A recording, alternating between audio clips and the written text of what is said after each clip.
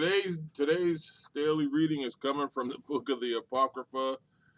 We are reading from the book of Enoch, chapter 91, and it reads as follows. And now, my son Methuselah, call to me all your brothers and gather together to me all the sons of your mother, for the word calls me, and the Spirit is poured out upon me that I may show you everything that will befall you forever. And thereupon Methuselah went and summoned to him all his brothers and assembled his relatives.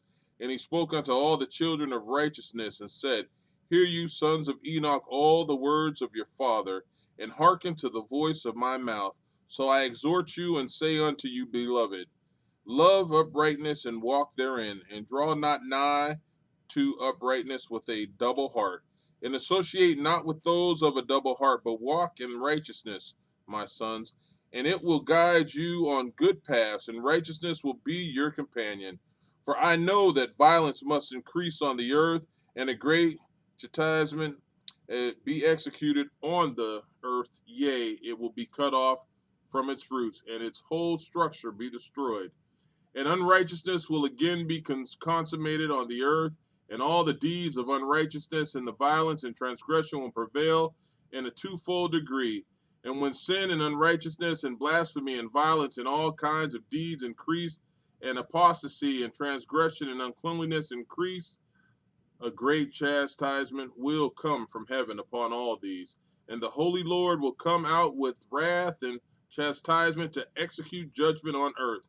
In those days, violence will be cut off from its roots, and the roots of unrighteousness together with deceit, and they will be destroyed from under heaven. And all the idols of the heathen will be abandoned, and the temples burn with fire, and they will remove them from the whole earth, and they will be cast into the judgment of fire, and will perish in wrath and in grievous judgment forever. And the righteous will arise from their sleep, and wisdom will arise and be given unto them.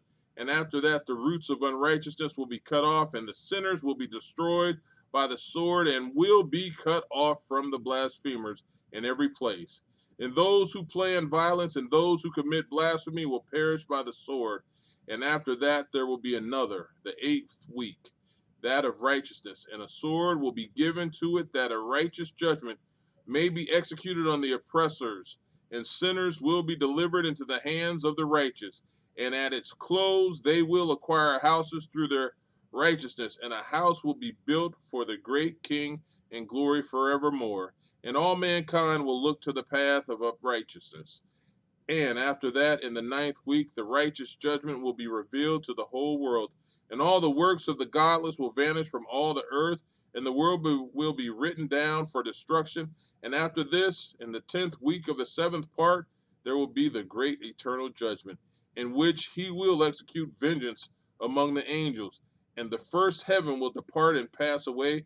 A new heaven will appear, and all the powers of the heavens will give sevenfold light.